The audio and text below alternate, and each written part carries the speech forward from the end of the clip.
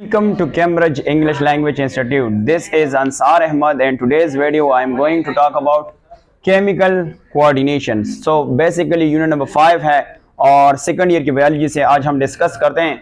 सबसे पहला chemical coordination क्या है, तो अगर इसकी डेफिनेशन हम देख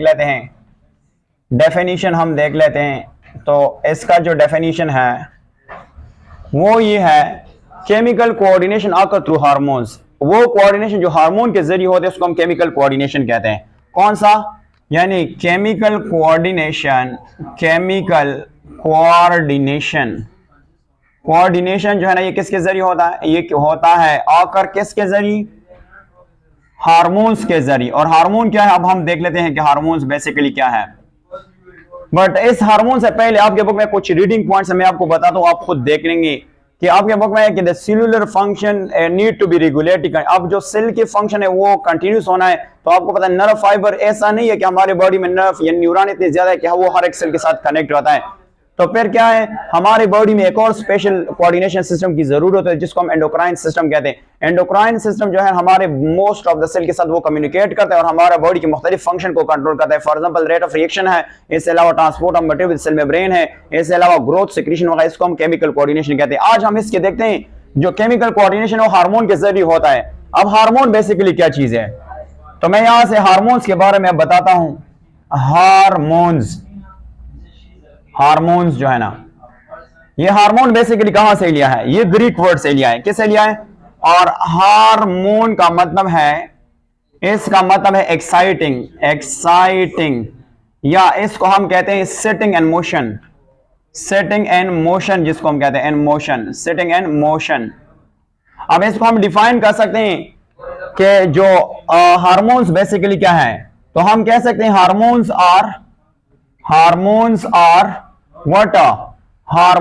आर सब्सटेंसेस, और या केमिकल मैसेंजर्स भी कहा जाता है। आप अगर हेडिंग में देखते तो आपके बुक में गिवन है हार्मोन्स और केमिकल मैसेंजर्स। तो hormones are substances which carry कौन सा चीज? Carry messages and instruction to cell, instructions to cells, इसको हम कहते हैं सेल्स। इसका काम यह है कि फॉर एग्जांपल आपके पास यहां पे एक सेल है और यहां पे आपके पास दूसरा सेल है, तो इस सेल से मैसेज इस सेल तक लाने के लिए जो केमिकल इस्तेमाल होता है उसको हम क्या कहते हैं? हार्मोन्स कहते हैं। उसको क्या नाम देते हैं? हार्मोन्स का नाम देते हैं। अब आपके बुक में एक और पॉइंट भी रिपीटेड है। आप देखते हैं कि हार्मोन्स हमने पढ़ लिया, हार्मोन्स, और हार्मोन्स के साथ न्यूरोट्रांसमीटर भी हमने पढ़ दिया। न्यूरोट्रांसमीटर जो है ना, न्यूरोट्रांसमीटर, ये दोनों क्या किस तरह एक्ट करते हैं? Both act as a what? Both जो है ना ये काम करता है एज अ केमिकल मैसेंजर्स के तौर पर, मैसेंजर्स के तौर पर काम करता है, और ये बॉडी की एक्टिविटीज को कंट्रोल करता है। ये क्या करता है? ये दोनों क्या करता है? बॉडी की एक्टिविटी को कंट्रोल करता है। एक्टिविटी को क्या करता है? ये कंट्रोल करता है। इसके अलावा हार्मोन कौन सिक्रीट करता है?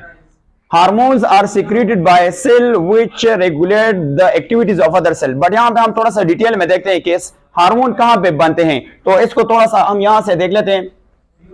अगर हम बात कर लेते हैं यहां पे, तो हार्मोन्स बेसिकली बनते हैं ग्लैंड्स में। एक सेक्स होता है, सेक लाइक स्ट्रक्चर जो है, तो हम यहां पे क्लासिफिकेशन करते हैं ग्लैंड्स क्या है, ग्लैंड। तो हम ग्लैंड को डिफाइन करना चाहते हैं कि ये ग्लैंड सेल हो सकता है या ग्रुप ऑफ सेल्स होता है, ग्रुप ऑफ सेल्स होता है, या ये अर्गन हो सकता है। ये क्या होता है? अर्गन होता है। ये सिक्रीट करता है कौन सा चीज?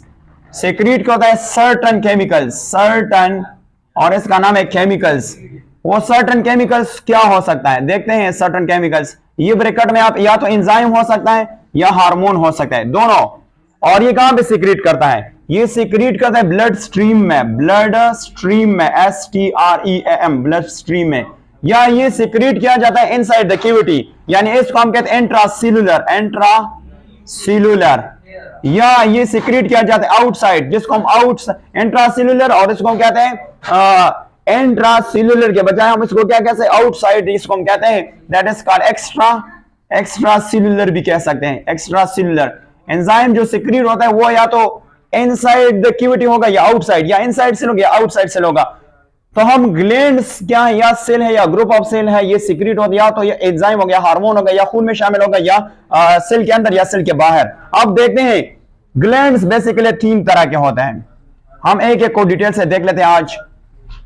सबसे पहला हम एक्सोक्राइन के बारे में पढ़ लेते हैं। एक्सोक्राइन क्या है? Exocrine gland.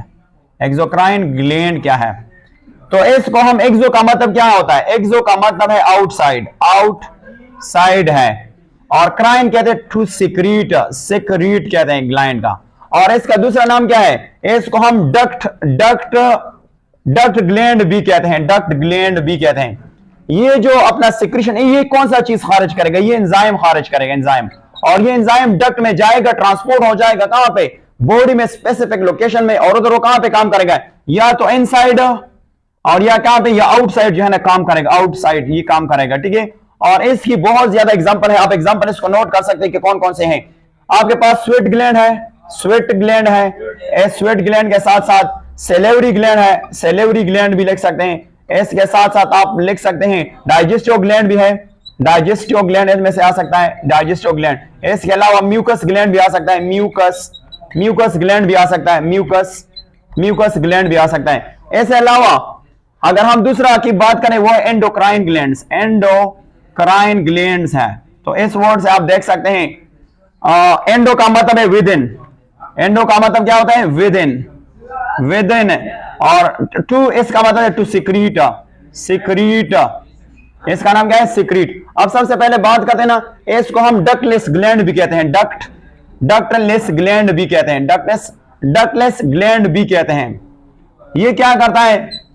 ये हार्मोन सीक्रेट करता है, हार्मोन। और ये हार्मोन कहां पे सीक्रेट करते हैं? ब्लड में, या ब्लड स्ट्रीम में कह सकते हैं। और फिर जो है टारगेट एरिया तक पहुंच जाते हैं। और इसकी तकरीबन हमारी बॉडी में 20 से ज्यादा ग्लैंड्स होते हैं, और उस ग्लैंड्स को जो स्टडी करते हैं ना, इनमें से सिस्टम होता है एंडोक्राइन सिस्टम। इसको स्टडी करने के लिए कौन सा सिस्टम रिक्वायर्ड? Endocrine system. और the study of endocrine is called endocrinology.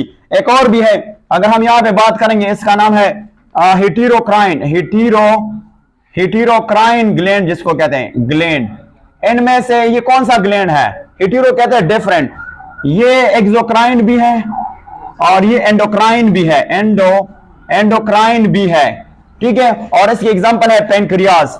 इसकी एग्जांपल क्या है? पैनक्रियाज जो है ना, ये डुअल फंक्शन है, पैनक्रियाज।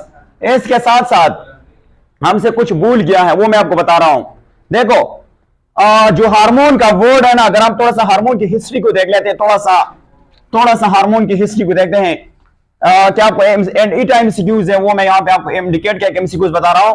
वो ये है, जो हार्मोन वर्ड है, हार्मोन जो है ना, ये वर्ड लिया है HORMON, ग्रीक वर्ड से लिया है। इसका मतलब है एक्साइटिंग, एक्साइटिंग। ये हम, इसका मतलब है sitting and motion, sitting and motion जिसको कहते हैं मोशन।